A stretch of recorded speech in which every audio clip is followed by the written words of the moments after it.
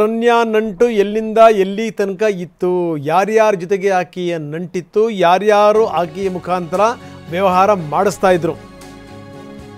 Ranya gold smuggling ಪ್ರಕರಣಕ್ಕೆ ಸಂಬಂಧಪಟ್ಟಂಗೆ ಸಾಕಷ್ಟು ವಿಚಾರಗಳು ಗೊತ್ತಾಗ್ತಾ ಇವೆ.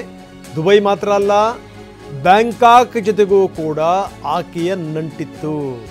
ಖುದ್ದು ತರುಣ್ ರಾಜ್ ಆಕೆಯ ಗೆಳೆಯ ಎಲ್ಲ ವಿವರಗಳನ್ನು ಬಿಚ್ಚಿಟ್ಟಿದ್ದಾನೆ. ಬ್ಯಾಂಕಾಕ್ ಡೀಲರ್ಗಳ ಪರಿಚಯ ಇದೆ ಅಂತ ಕೂಡ ಆತ ಹೇಳಿದ್ದಾನೆ. ತನ್ನ ಕುಟುಂಬದಿಂದ ಜಿನೇವಾ ಡೀಲರ್ಗಳ ಪರಿಚಯ ಆಗಿತ್ತು. ಇದು ಸಂಗತಿ. ಇನ್ನು ಚಿನ್ನ ಖರೀದಿ ಮಾಡ್ತಿದ್ದವಳು ಅವಳೇ, ನನ್ನ ಹೆಸರಲ್ಲಿ ಡಿಕ್ಲರೇಷನ್ ಕೊಡಿಸಿದ್ದವಳು ಅವಳೇ ನೆನ್ನೆ ಅನ್ನುವಂಥ ಮಾತನ್ನು ಹೇಳಿದ್ದಾನೆ ತರುಣ್. ಅಂದರೆ ಈ ಮುಖಾಂತರ ಕೇವಲ ಒಂದು ದೇಶದಲ್ಲ, ಬೇರೆ ಬೇರೆ ದೇಶಗಳಿಂದಲೂ ಕೂಡ ಈಕೆ ಚಿನ್ನ ತರ್ತಾ ಇದ್ಲು ಅಂತ. ದುಬೈ ಮಾತ್ರ ಅಲ್ಲ, ಬ್ಯಾಂಕಾಕ್ನಿಂದಲೂ ಕೂಡ ಆಕೆ ಚಿನ್ನ ತರ್ತಾ ಇದ್ಲು. ಅಲ್ಲೂ ಕೂಡ ಆಕೆಗೆ ನಂಟಿತ್ತು. ಖುದ್ದು ತರುಣ್ ರಾಜ್ ಈ ಮಾತನ್ನು ಹೇಳಿದ್ದಾನೆ. ಏಪ್ರಿಲ್ನಲ್ಲಿ ಜಿನೇವಾ ಬ್ಯಾಂಕಾಕ್ನಲ್ಲಿ ಚಿನ್ನ ಖರೀದಿ ಮಾಡಿದಂಥ ರನ್ಯಾ, ಹೌದು, ರನ್ಯಾ ರಾವ್ ಚಿನ್ನವನ್ನು ಖರೀದಿ ಮಾಡ್ತಾ ಇದ್ಲು. ಬ್ಯಾಂಕಾಕ್ನಿಂದಲೂ ಚಿನ್ನ ಖರೀದಿ ಮಾಡ್ತಾ ಇದ್ಲು.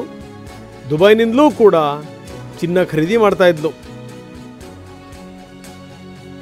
ಕಸ್ಟಮ್ಸ್ ಅಧಿಕಾರಿ ಬಳಿ ನನ್ನ ಹೆಸರಿನಲ್ಲಿ ಡಿಕ್ಲರೇಷನ್ ಕೂಡ ಪಡೆದಿದ್ಲು. ರನ್ಯಾ ನನ್ನ ಹೆಸರಲ್ಲಿ ಡಿಕ್ಲರೇಷನ್ ಕೊಡಿಸ್ತಾ ಇದ್ಲು.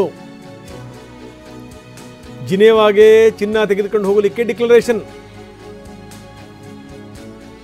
ತರುಣ್ ರಾಜ್ ಬಾಯಿ ಬಿಟ್ಟಿರುವಂಥ ಸಂಗತಿ.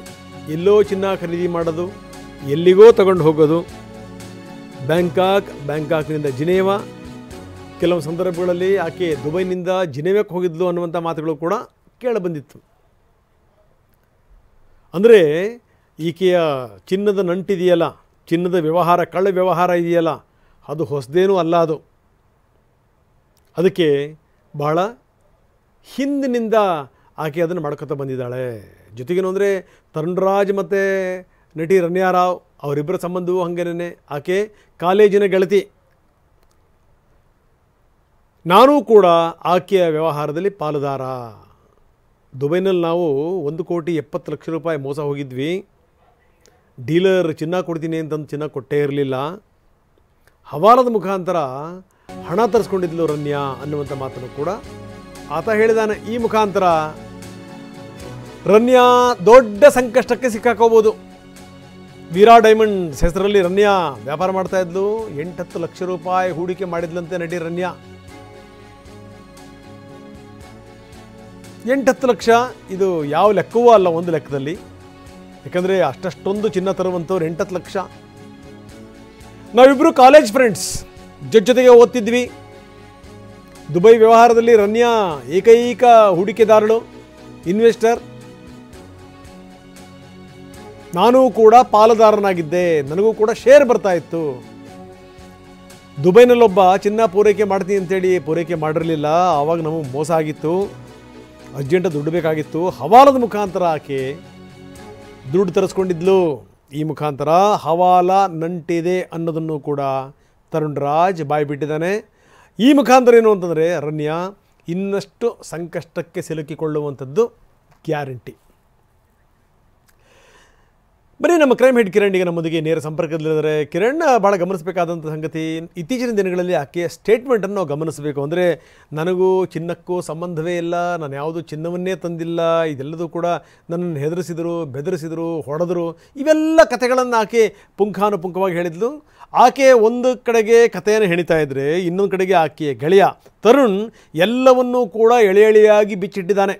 ಎಲ್ಲೆಲ್ಲಿ ನಂಟಿತ್ತು, ಏನು ಎತ್ತ ಅನ್ನುವಂಥದ್ದು. ಬ್ಯಾಂಕಾಕಲ್ಲೂ ಕೂಡ ಈಕೆಯ ನಂಟಿತ್ತು, ದುಬೈನಲ್ಲೂ ಕೂಡ ಈಕೆಯ ನಂಟಿತ್ತು. ಇಲ್ಲಿಂದ ಜಿನೇವಾಕ್ಕೂ ಕೂಡ ನಾವು ಚಿನ್ನ ಸಾಗಿಸ್ತಾ ಇದ್ವಿ. ಅಷ್ಟೇ ಅಲ್ಲ, ಆತ ಮುಂದುವರೆದ ಹೇಳ್ತಾನೆ, ಒಂದು ಸಂದರ್ಭದಲ್ಲಿ ನಮಗೆ ಮೋಸ ಆಗಿಬಿಟ್ಟಿತ್ತು. ಆ ಸಂದರ್ಭದಲ್ಲಿ ಆಕೆ ದುಡ್ಡನ್ನು ಕೂಡ ತರಿಸ್ಕೊಂಡಿದ್ಲು ಹವಾಲ ಮುಖಾಂತರ ಅನ್ನೋದ್ರ ಮುಖಾಂತರ.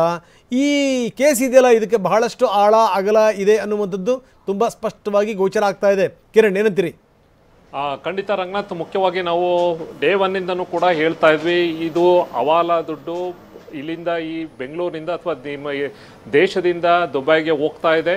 ಕಪ್ಪು ಹಣ ಅಲ್ಲಿಗೆ ಹೋಗ್ತಾ ಇದೆ, ಹವಾಲ ಮೂಲಕ ಅಲ್ಲಿಗೆ ಹೋಗ್ತಾ ಇದೆ, ಅಲ್ಲಿಂದ ಗೋಲ್ಡ್ ಆಗಿ ಬೆಂಗಳೂರಿಗೆ ವಾಪಸ್ ಬರ್ತಾ ಇದೆ ಅನ್ನೋದನ್ನು ನಾವು ಡೇ ಒನ್ನಿಂದನೂ ಕೂಡ ಹೇಳ್ತಾ ಇದ್ವಿ. ಈಗ ತರುಣ್ ರಾಜ್ ಆತನ ಸ್ಟೇಟ್ಮೆಂಟಲ್ಲಿ ಕೂಡ ಆತ ಒಂದು ಒಪ್ಕೊಂಡಿದ್ದಾನೆ. ಈ ಹಿನ್ನೆಲೆಯಲ್ಲೇ ಇ ಡಿ ಅವರು ಎಂಟ್ರಿ ಆಗಿರುವಂಥದ್ದು. ಮನಿ ಲ್ಯಾಂಡ್ರಿಂಗ್ ಆಗ್ತಾ ಇದೆ, ಹವಾಲದಲ್ಲಿ ಕಪ್ಪು ಹಣ ಬೇರೆ ದೇಶಕ್ಕೆ ಇಲ್ಲಿಂದ ಹೋಗ್ತಾ ಇದೆ, ಅದಾಗಿ ಗೋಲ್ಡ್ ಆಗಿ ಬರ್ತಾ ಇದೆ ಅನ್ನೋ ಕಾರಣಕ್ಕೆ ಇ ಡಿ ಅವರು ಎಂಟ್ರಿ ಆಗಿ ಅವರು ಕೇಸ್ ರಿಜಿಸ್ಟರ್ ಮಾಡಿಕೊಂಡು ತನಿಖೆಯನ್ನು ಮಾಡ್ತಾ ಇರುವಂಥದ್ದು. ಅದನ್ನು ಸ್ವತಃ ಈಗ ತರುಣ್ ರಾಜ್ ಆತನ ಸ್ಟೇಟ್ಮೆಂಟಲ್ಲಿ ಒಂದು ಒಪ್ಕೊಂಡಿದ್ದಾನೆ. ಯಾವ ಥರ ಈ ಒಂದು ಡೀಲ್ ಆಯಿತು, ನನ್ನ ಮತ್ತು ರಣ್ಯರಾವ್ ಇಬ್ಬರು ಕೂಡ ಕಾಲೇಜ್ ಫ್ರೆಂಡ್ಸು, ನಾವು ಅವತ್ತಿಂದನೂ ಕೂಡ ಭಾಳ ಒಳ್ಳೆ ಸ್ನೇಹಿತರು, ಜೊತೆಗೆ ದುಬೈನಲ್ಲೂ ಕೂಡ ಇಬ್ಬರು ಸೇರಿ ಒಂದು ಕಂಪ್ನಿಯನ್ನು ಕೂಡ ಓಪನ್ ಮಾಡ್ಕೊಂಡಿದ್ವಿ. ಅದರಲ್ಲಿ ನಮಗೂ ಕೂಡ 1.70 ಅಂದರೆ 1,70,00,000 ನಾವು ಒಂದ್ಸರಿ ನಾವು ಚೀಟ್ ಆಗಿತ್ತು, ನಮಗೂ ಕೂಡ ಮೋಸ ಆಗಿತ್ತು. ಅದರ ನಂತರ ನಮಗೆ ಬೇರೆ ಬೇರೆ ರೀತಿಯಲ್ಲಿ ರಣ್ಯರಾವು ಬ್ಲ್ಯಾಕ್ ಮನಿನ ದೇಶದಿಂದ ಇಲ್ಲಿಗೆ ಕರ್ಸ್ಕೊತಾ ಇದ್ರು. ಅದಾದಮೇಲೆ ನಾವು ಗೋಲ್ಡನ್ನು ನಾವು ತೊಗೊಂಡು ಬರ್ತಾ ಇದ್ವಿ. ಭಾಳಷ್ಟು ಸರಿ ಜಿನಿವಾಗೂ ಕೂಡ ನನ್ನ ಹೆಸರಲ್ಲಿ ಕೂಡ ಡಿಕ್ಲರೇಷನ್ ಮಾಡ್ಕೊಂಡು ಏರ್ಪೋರ್ಟಲ್ಲಿ ಡಿಕ್ಲೇರ್ ಮಾಡ್ಕೋಬೇಕಾಗತ್ತೆ ನಾವು ಈ ಯಾವ ದೇಶಕ್ಕೆ ಈ ಒಂದು ಗೋಲ್ಡನ್ನು ತೊಗೊಂಡು ಹೋಗ್ತಾ ಇದ್ದೀವಿ ಅಂತ. ಯಾಕೆಂದರೆ ಅಲ್ಲಿ ಯಾವುದೇ ರೀತಿಯ ನೀವು ಅಲ್ಲಿಗೆ ಓಪನ್ ಮಾರ್ಕೆಟಲ್ಲಿ ನೀವು ತೊಗೊಂಡಾಗ ಅಲ್ಲಿ ರೆಸಿಪ್ಟ್ ಕೊಡ್ತಾರೆ, ಅದಕ್ಕೆ ಸಂಬಂಧಪಟ್ಟಂತೆ ಅಲ್ಲಿದ್ದಂಥ ಕಸ್ಟಮ್ ಅಧಿಕಾರಿಗಳ ಮುಂದೆ ಅಲ್ಲಿ ಕೊಟ್ಬಿಟ್ರೆ ಯಾವ ದೇಶಕ್ಕೂ ಅಂತ ಎಂಟ್ರಿ ಮಾಡಿದರೆ ಡಿಕ್ಲೇರ್ ಮಾಡಿಕೊಂಡ್ರೆ ಸಾಕು. ಆ ದೇಶಕ್ಕೆ ಹೋಗಿ ಅವರು ಅಲ್ಲಿಯ ಡ್ಯೂಟಿ ಫ್ರೀ ಅಲ್ಲಿಗೆ ಸಂಬಂಧಪಟ್ಟಂತೆ ಏನು ಟ್ಯಾಕ್ಸ್ ಇರುತ್ತೆ ಅದು ಕಟ್ಕೊಳ್ಳೋದು, ಅದು ಅವ್ರು ಇಟ್ಕೊಳ್ಳುವಂಥದ್ದು. ಈಗ ಭಾರತಕ್ಕೂ ಕೂಡ ಅಲ್ಲಿ ನೀವು ಡಿಕ್ಲರೇಷನ್ ಮಾಡ್ಕೊಂಡ್ಮೇಲೆ ಇಲ್ಲಿ ಬಂದ ಮೇಲೆ ಇಲ್ಲಿರುವಂಥ ಟ್ಯಾಕ್ಸ್ ಎಷ್ಟು ಪರ್ಸೆಂಟ್ 18% ಟ್ಯಾಕ್ಸ್ ಇರುತ್ತೆ, ಅದನ್ನು ಪೇ ಮಾಡ್ಕೋಬೇಕು. ಪೇ ಮಾಡಿದ ಮೇಲೆ ಅವ್ರಿಗೆ ಆ ಒಂದು ವಸ್ತು ಅವ್ರಿಗಾಗುತ್ತೆ. ಅದೇ ರೀತಿ ಈಗ ಜಿನೋವಾಗೆ ಹೋಗುವಂಥದ್ದು, ಏಕೆಂದರೆ ಗೋಲ್ಡ್ ಹಬ್ಬ ಇಡೀ ಪ್ರಪಂಚದಲ್ಲಿ ಆ ಒಂದು ಸ್ವಿಟ್ಜರ್ಲ್ಯಾಂಡ್ ಇರುವಂತಹ ಸಿಟಿ ಇದು. ಹಾಗಾಗಿ ಸಾಕಷ್ಟು ಗೋಲ್ಡ್ ಆ ದೇಶಕ್ಕೆ ಹೋಗ್ತದೆ, ವಾಚ್ಗಳಿರ್ಬೋದು, ಸಾಕಷ್ಟು ಅಲ್ಲಿ ದೊಡ್ಡ ಗೋಲ್ಡ್ ಬಿಸ್ನೆಸ್ ಇರೋದ್ರಿಂದ ಎಲ್ಲರೂ ಕೂಡ ಮ್ಯಾಕ್ಸಿಮಮ್ ಜಾಸ್ತಿ ಗೋಲ್ಡ್ ಯುರೋಪ್ನ ಸ್ವಿಟ್ಜರ್ಲ್ಯಾಂಡ್ ಇರುವಂಥ ಜಿನೋವಾಗೆ ತೊಗೊಂಡು ಹೋಗ್ತಾರೆ. ಹಾಗಾಗಿ ಯಾರು ಕೂಡ ಜಾಸ್ತಿ ಕ್ವಶನ್ ಮಾಡಕ್ಕೆ ಹೋಗಲ್ಲ, ಅದಕ್ಕೆ ಯಾಕೆ ಹೋಗ್ತಾ ಇದ್ವಿ ಅಂತ. ಹಾಗಾಗಿ ಆಕೆ ಅದನ್ನು ಬರೆಸ್ತಾ ಇದ್ದು ಡಿಕ್ಲೇರ್ ಮಾಡ್ಕೋತಾ ಇದ್ರು. ಇನ್ನೊಂದು ಸಂದರ್ಭದಲ್ಲಿ ಈಗಾಗಲೇ ಆತನ ಬೇಲ್ ಅಪ್ಲಿಕೇಶನ್ಸ್ ಕೂಡ ಈಗ ಅದಕ್ಕೆ ಸ್ಟೇಟ್ಮೆಂಟ್ಗಳನ್ನು ಕೂಡ ಅಟ್ಯಾಚ್ ಮಾಡಿದ್ದಾರೆ DR ಅಧಿಕಾರಿಗಳು. ಅದಕ್ಕೆ ಕೂಡ ವಾದ ಪ್ರತಿವಾದ ಆಗುತ್ತೆ. ಒಟ್ಟಾರೆ ಈಗ ಸಂಬಂಧಪಟ್ಟಂತೆ ಇವರಿಬ್ರು ಕಂಪ್ನಿ ಸ್ಟಾರ್ಟ್ ಮಾಡಿರೋದು ಹಿಡಿದು ಏನೇನಾಯ್ತು ಅನ್ನೋದ್ರ ವಿಚಾರವನ್ನ ಈಗ DR ಅಧಿಕಾರಿಗಳ ಮುಂದೆ ತರುಣ್ ರಾಜ್ ಬಾಯ್ಬಿಟ್ಟಿದ್ದಾನೆ. ಓಕೆ, ಧನ್ಯವಾದ ಕಿರಣ್ ತಮ್ಮೆಲ್ಲ ಮಾಹಿತಿಗೆ. ಇನ್ನು ಇದರ ಹಿಂದೆ ಯಾರ್ಯಾರಿದ್ದಾರೆ, ಮಂತ್ರಿಗಳು ಕೂಡ ಇದರಲ್ಲಿದ್ದಾರೆ. ಅವ್ರ ಹೆಸರನ್ನ ಬಹಿರಂಗಪಡಿಸ್ತೀನಿ. ಯತ್ನಾಳ್ ಹೇಳಿದಂಥ ಮಾತಿದು, ಇದರಲ್ಲಿ ಸುಮ್ಮನೆ ಆಗಿರುವಂಥದ್ದಲ್ಲ. ಇದು ರಣ್ಯಾ ಹಿಂದೆ ಬಹಳಷ್ಟು ಜನ ಇದ್ದಾರೆ ಅನ್ನುವಂಥ ಮಾತನ್ನು ಅವ್ರು ಹೇಳಿದರು. ಇದಕ್ಕೆ ಸಂಬಂಧಪಟ್ಟಂಗೆ ಯತ್ನಾಳ್ ಕೂಡ ಸದನದಲ್ಲಿ ಮಾತಾಡಿದ್ದಾರೆ, ಅಶೋಕ್ ಕೂಡ ಮಾತಾಡಿದ್ದಾರೆ. ನಮ್ಗೇನು ಮಾತಾಡ ಸಚಿವರೇ ನೋಡ್ರಿ, ಸದನದಾಗ ಹೇಳ್ತೀವಿ ಯಾರ್ಯಾರು ಅದಾರ ಅನ್ನೋದು. ಆ ರಣ್ಯನ ಜೋಡ ಯಾರ್ಯಾರ್ದು ಸಂಬಂಧ ಅದಾವು, ಆಕೆ ಏನೇನು ಸೆಕ್ಯೂರಿಟಿ ಕೊಟ್ಟಾರೆ ಎಲ್ಲಾನು ಮಾಹಿತಿ ತೊಗೊಂಡಿವಿ. ಗೋಲ್ಡ್ ಎಲ್ಲಿ ತಂದರು, ಗೋಲ್ಡ್ ಯಾವ ತಂದರು ಎಲ್ಲ ನಾನು ಮಾತಾಡ್ತೀನಿ ಅವ್ರ ಹತ್ರ. ನನ್ನ ಹತ್ರ ಏನು ಇನ್ನೂ ಮಾತಾಡಿಲ್ಲ. ನಾನು ಅವ್ರ ಹತ್ರ ಚರ್ಚೆ ಮಾಡ್ತೀನಿ. ಒಟ್ಟಾರೆ ಕರ್ನಾಟಕದಲ್ಲಿ ಭಾಳ ಚರ್ಚಿತ ಆಗಿದೆ ಈ ಚಿನ್ನ ಕಳ್ಳ ಸಾಗಾಣಿಕೆ ವಿಚಾರದಲ್ಲಿ ಸರ್ಕಾರದ ಮಂತ್ರಿಗಳು ಭಾಗಿಯಾಗಿದ್ದಾರೆ ಅನ್ನೋದು ದೊಡ್ಡ ಚರ್ಚೆಗೆ ಗ್ರಾಸ ಆಗಿದೆ. ಸರ್ಕಾರ ಅದಕ್ಕೆ ಉತ್ತರ ಕೊಡಬೇಕಾಯಿತು. ಈಗಾಗಲೇ ಸರ್ಕಾರ ಮಂತ್ರಿಗಳು ಇದ್ದಾರಾ ಇಲ್ಲ ಅನ್ನೋದು ಸರ್ಕಾರ ಉತ್ತರ ಕೊಡಬೇಕಾಯಿತು. ಸರ್ಕಾರ ನುಳ್ಚ್ಕೊಳ್ಳೋದು ನೋಡ್ತಾ ಇದ್ದರೆ ಇದರಲ್ಲಿ ಸರ್ಕಾರ ಶಾಮೀಲಾಗಿದೆ ಅಂತೇಳಿ ಮೇಲ್ನೋಟಕ್ಕೆ ಅನಿಸ್ತಾ ಇದೆ. ಇದರ ಹಿಂದೆ ಯಾರಿದ್ದಾರೆ ಅನ್ನೋದನ್ನು ಸದನದಲ್ಲಿ ನಾನು ಹೇಳ್ತೀನಿ ಅಂತ ಹೇಳಿದ್ರು ಯತ್ನಾಳ್. ಇದ್ರ ಬಗ್ಗೆ ನನ್ನ ಜೊತೆಗಂತೂ ಚರ್ಚೆ ಆಗಿಲ್ಲ, ನಾನು ಅವ್ರ ಜೊತೆಗೆ ಚರ್ಚೆ ಮಾಡ್ತೀನಿ. ಚರ್ಚೆ ಮಾಡಿ ಇದೊಂದು ಭಾಳ ದೊಡ್ಡ ಸದ್ದಾದಂಥ ಸಂಗತಿ ಇದು, ಇದನ್ನು ನಾವು ಗಮನಕ್ಕೆ ತರ್ತೀವಿ ಅನ್ನುವಂಥ ಮಾತನ್ನು ವಿಪಕ್ಷ ನಾಯಕ ಅಶೋಕ್ ಹೇಳಿದ್ದಾರೆ. ಇದಕ್ಕೆ ಸಂಬಂಧಪಟ್ಟಂಗೆ MB ಪಾಟೀಲ್ ಮಾತಾಡಿದ್ದಾರೆ. ನೀವೇನಾದರೂ ಅದಕ್ಕೆ ಯಾಕೆ ಸದನದಲ್ಲಿ ಇವತ್ತೇ ಹೇಳಿ, ನೀವು ಯಾರು ಬೇಡ ಅಂತಾರೆ ಅನ್ನುವಂಥ ಮಾತನ್ನು MB ಪಾಟೀಲ್ ಹೇಳಿದ್ದಾರೆ. ಜೊತೆಗೆ ಪ್ರಿಯಾಂಕ್ ಖರ್ಗೆ ಇದಕ್ಕೆ ಸಂಬಂಧಪಟ್ಟಂಗೂ ಕೂಡ ಮಾತಾಡಿದ್ದಾರೆ. ರಾಮಲಿಂಗಾರೆಡ್ಡಿ ಕೂಡ ಮಾತಾಡಿದ್ದಾರೆ. ಏನು ಹೇಳಿದ್ರು ಬನ್ನಿ ನೋಡೋಣ.